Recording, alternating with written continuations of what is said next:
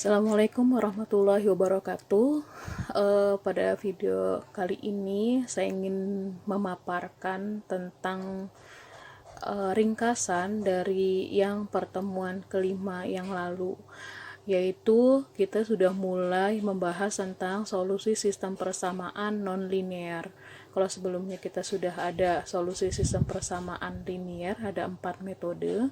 Yang sekarang kita masuk ke yang solusi sistem persamaan non-linear, juga nanti akan ada 4 metode yang akan kita pelajari. Metode yang pertama yang sudah kita bahas sebelumnya pada video yang sebelumnya, yaitu tentang metode bagi dua atau biseksi. Ini saya ringkasnya.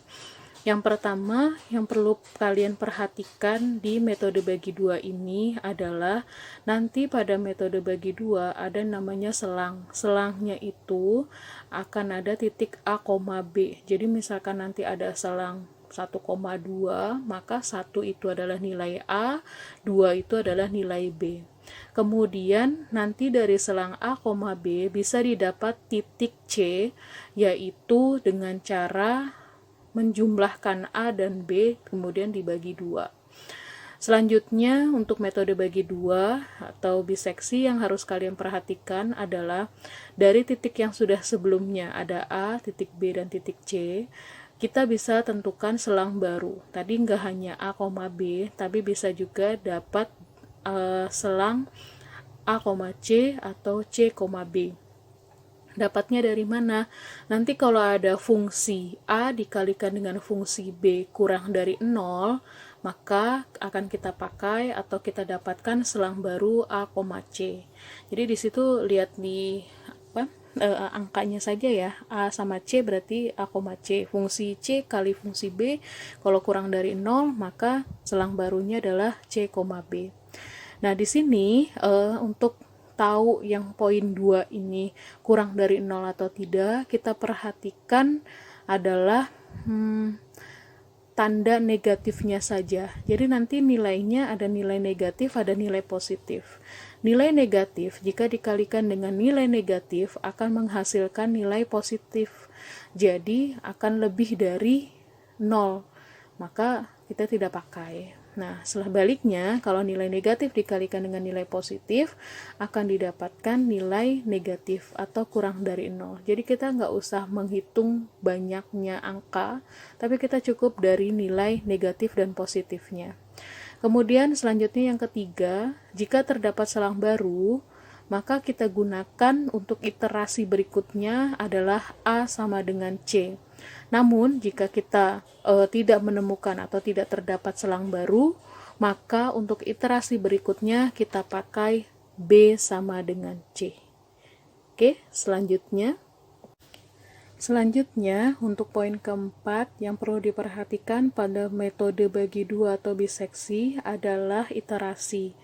Iterasi berhenti jika ada ketentuan 3 ini, tapi dipilih salah satunya saja ya. Yang pertama adalah jika lebar selangnya kurang dari batas toleransi, maka iterasi dihentikan. Kemudian atau bisa juga pakai yang kedua, yaitu nilai fungsi hampiran dari fungsi C mendekati 0. Kemudian yang ketiga adalah jika nilai mutlak titik C baru dikurangi C lama dibagi C baru itu kurang dari galat relatif. Jadi pilih salah satunya saja. Kemudian yang kelima adalah banyaknya iterasi dapat ditentukan dengan rumus R lebih dari, itu ada namanya ln ya. ln kita bacanya len, LEN gitu ya, len adalah logaritma natural. Logaritma natural dari nilai mutlak B dikurangi A, titik B dikurangi titik A, kemudian dikurangi len epsilon atau len batas toleransi, kemudian dibagi dengan len atau logaritma natural dari 2. Nilai len itu sendiri kita harus pakai kalkulator. Jadi diperbolehkan untuk metode numerik menggunakan kalkulator. Saran saya, siapkan kalkulator saintifik untuk menghitung nilai lennya ini. Nah, kenapa harus ada iterasi? Karena untuk metode bagi dua ini fokusnya kita pada iterasi.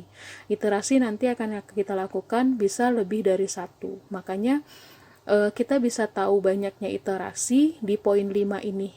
Jadi di poin 5 kita bisa jadikan penyelesaian di awal. Jadi pada saat kita mengerjakan soal, kita hitung dulu kira-kira banyaknya iterasi yang akan kita lakukan seberapa banyak sih gitu. Nah, kita bisa pakai rumus ini. Oke, untuk selanjutnya kita bahas tentang contoh soalnya. Untuk lebih jelas, perhatikan contoh soal berikut ini. Selanjutnya contoh soal. Untuk contoh soal saya ambilkan soal nomor 3 dari soal UTS metode numerik tahun sebelumnya, yaitu tentukan salah satu akar persamaan fx sama dengan x kuadrat min 5x min 6 dengan selangnya 2,9, batas toleransi 0,5. Gunakan metode bagi dua atau biseksi dengan batas ketelitian 3 desimal. Jadi nanti kita hitung ketelitiannya 3 angka di belakang koma saja untuk desimalnya. Penyelesaiannya di sini kita ketahui ada selang A, B, yaitu nilainya 2,9, di mana titik A adalah 2, titik B adalah 9. Kemudian dari sini kita bisa dapatkan titik C, yaitu A plus B dibagi 2. 2 ditambah 9 dibagi 2 adalah 11 bagi 2, yaitu 5,5. Kemudian ada batas toleransi atau epsilon 0,5. Batas toleransi ini akan kita gunakan sebagai acuan untuk ada tidaknya atau berhenti tidaknya iterasi. Nah, iterasinya berhenti jika nanti nilainya boleh sama dengan 0,5 atau kurang dari 0,5. Bagaimana kalau lebih? Maka kalau lebih itu masih dilakukan iterasi selanjutnya. Berbicara tentang iterasi, maka banyaknya iterasi yang akan kita lakukan yaitu kita bisa hitung dengan menggunakan rumus R lebih dari ln nilai mutlak titik B dikurangi titik A, kemudian dikurangi ln dari batas toleransi dibagi ln 2. Nah, di sini substitusikan angka-angkanya, titik B dikurangi A berarti 9 dikurangi 2 dikurangi ln batas toleransinya 0,5 dibagi ln 2. Nah, nilai ln ini tadi ya sebelumnya harus kita pakai kalkulator. 9 dikurangi 2 itu 7, maka ln dari 7 1,946. Jadi harusnya nilainya sih 1,945 sekian gitu. Saya bulatkan karena memang lebih dari 5, maka saya bulatkan menjadi tambahin 1 jadi 1,946. Dikurangi minus 0,693 merupakan nilai dari ln 0,5. Ln 2-nya adalah 0,693. Karena di sini ada minus sama minus, maka jadinya positif, jadi yang bagian atas dijumlahkan. Didapatlah nilai R adalah lebih dari 3,808. Maka banyaknya iterasi, perkiraan iterasi yang akan kita lakukan yaitu lebih dari 4. Setidaknya minimal 4 kali iterasi, kemudian tidak boleh kurang dari 4. Kalau saya ngoreksi jawaban, kalau misalkan udah tahu banyaknya iterasi lebih dari 4, kalau misalkan mahasiswa hanya mengerjakan 2 atau kurang dari 4, maka sudah saya salahkan karena iterasi di sini minimal 4 dan lebih dari 4. Selanjutnya, penyelesaian berikutnya. Penyelesaian berikutnya yaitu kita menggunakan tabel penolong. Tabel penolong itu kita gunakan sekitar berapa nih?